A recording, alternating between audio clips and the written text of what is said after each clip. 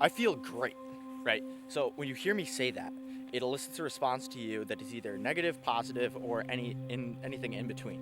So what that is basically doing is it is a reaction to how you're feeling in that compounds with how I say that I am feeling, right?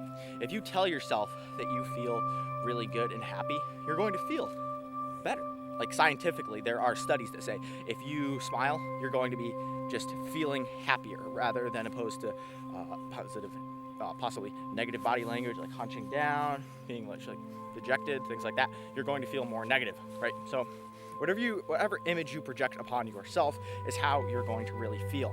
And it's very important that one understands that, because whenever you're doing like self-talk, affirmations, things such as that, whenever you do something like that, it has a lot of power and you may not realize that.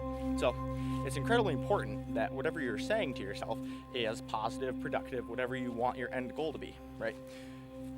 This is often not the case, especially when you hear it from other people. It seems like, yeah, why would, just because so many other outside sources are telling me, like, I didn't get a good grade on the test, something wrong happened, like I may have crashed my car, something like that. And it seems like, yeah, maybe I'm just not designed for this. Maybe I'm doing very poorly. And in reality, you may be doing objectively wrong, but what's going to happen if you believe that is you're going to continue in that mindset, because there's nothing that says, all right, once I reach this point negatively, once I go down far enough, there's going to be the springboard that's going to spring me back up and be happy, right? There's nothing that does that. And inversely, when you go happy, happy, happy, there's nothing that says automatically that, all right, automatically you're going to be pissed, right? There's nothing in your body, there's nothing biologically, there's nothing neurologically, there's nothing mentally that will have that happen, right? So why would you ever want to have that process naturally play out, right? Naturally just be more negative and more negative and more negative, and then just expect something magically to boost you up. There's no reason for you to believe that, because there is no evidence that that will happen, right? So if you're having a terrible day or something, and you just think like, yeah, this is just gonna get worse, and say that you have a practice in the morning, right? Say sports practice in the morning, and then school, and your practice went really poorly, school went really poorly, and then you have a date in the afternoon, right? If you let the day prior to that affect your date, and you just go into the date with a negative mindset, it's like, this is gonna suck, I really don't wanna be here, I wish I just had the night off, right? You're going to have a pretty bad date. But if you think, hey, the start of the day wasn't really great, but I'm really excited to see this person that I'm going out with, and I hope that it's going to be awesome, you're going to be able to change it around, because nothing about your day governs the future of what you have to feel. You can totally change it around. You have the power to do that as a human being. It's something that not a lot of people realize, but you're in control of how you feel. There's nothing externally that makes you feel a certain way, right? There's nobody injecting certain biological things into your veins saying that, all right, now we're going to take away the serotonin, we're going to take away the dopamine, and they're going to be pissed and be angry about everything, right? There's nobody doing that, hopefully. So anyway, the idea is that when you feel like, okay, I'm having a bad day, right? And that's just an example, of course, like you have a really bad morning, and then you can flip it around, right? And that idea spreads along your whole life, right? And it's very difficult to view, because it's like, wow, especially when you're in that positive state of mind, or that building up state of mind. That building up state of mind is incredibly dangerous. That building up state of mind is often when most suicides happen for people, because they've been so low and they feel depressed. And when they start to get out of that hole, they start to feel like, oh my God, I've wasted so much of my life. This seems so insurmountable. All these other people around me have been doing so well. Like, what am I gonna do? And that is when most suicides happen.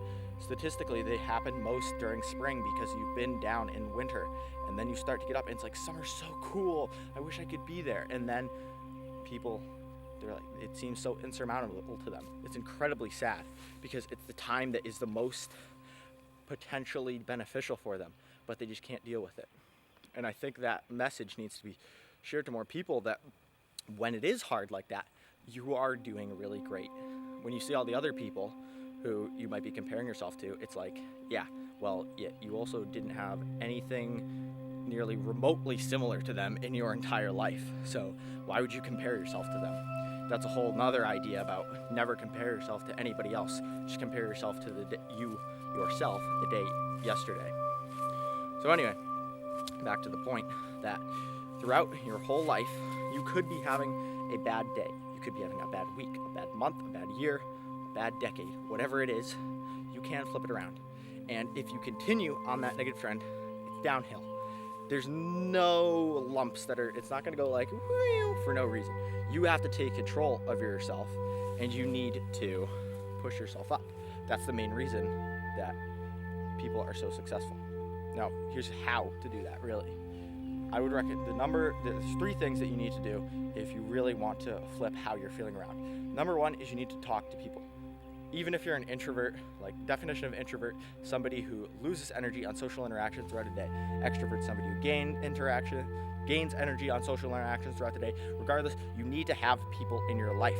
We're social creatures and social animals. You can't have absolutely nobody in your life. It may seem like, oh yeah, this is nice in the beginning, but overall you are causing yourself a detriment if you don't have people in your life. Find stable people in your life who you can talk to, and you can slowly work your way up, talk to them. They're going to offer real feedback, and not just say, yeah, you're doing great, and lie to you. You want real feedback from real people. That's the number 1 thing. Number 2 thing, you want to hold yourself accountable. Now that is something that's more within yourself, but there are external things that you can do to make that happen. You can put Post-it notes on your mirror. That's something that David Goggins talks a lot about in his book, Can't Hurt Me. Great read. Recommend that. Like the accountability mirror. Having something where it's like you look at yourself and you see, okay, is this a person I'm happy with? That's the other thing. And the third and final thing that you really need to think about is, are you better than you were the day before? This is kind of similar to the accountability mirror thing, but it's something that can be more objectively measured, because it's not the subjectivity of do I feel good. Like objectively, are you making a difference that is positive for yourself? Like if you're working out, are you lifting more weight and doing more reps, whatever it may be, than you were last week doing it yesterday, right? And when it's objective, you can see either trends that, all right, this is working for me or it's not working for me. And it's really easy to get caught up in that, but it's a lot better to be caught up in that than not on that path at all. When you are just in the middle of nowhere, it's like you're surrounded by wilderness, like me. So anyway, when you're surrounded by absolutely nothing, you don't know where to go, it seems so hard to start. Once you start and you're on that path, you can get caught up in that path, but it's a lot harder to start than to get on the path. So overall, those are 3 things that you can use in order to step out of the kind of like the negative slope to get back up into that exponential increase in how you're doing. And remember, talk to people. If you need help, ask for support. There's tons of tools out there, and I recommend just a couple things like I mentioned throughout the video. But overall, really encourage you, whatever you're feeling, ride it. If you're feeling negative, get off.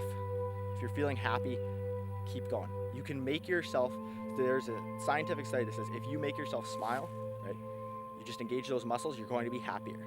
Just think about that the next time that you're feeling bad and try to make the most of the day.